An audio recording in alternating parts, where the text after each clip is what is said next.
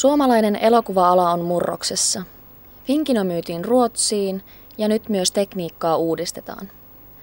Juha Elomäki Elokuvateatteri Niagarasta on mukana käytännön uudistuksissa.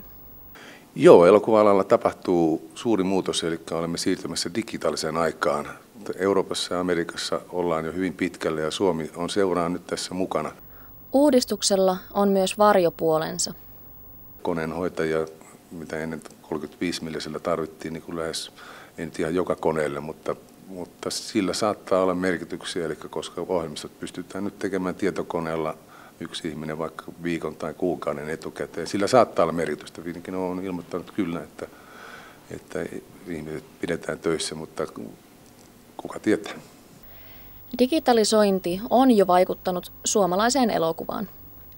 Viime vuonna, eli kun kotimaisen elokuvan osuus nousi yli 2 miljoonaa katsoa, niin sillä oli suuri tekijänä oli sitä, että maaseututeatterit ovat digitalisoituneet, koska silloin he saivat nämä elokuvat niin sanotusti tuoreeltaan heti ensi-iltaan ja katsojaluvut nousivat.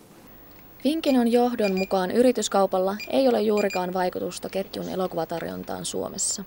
Syntynyt kauppa koskee koko yritystä työntekijöineen.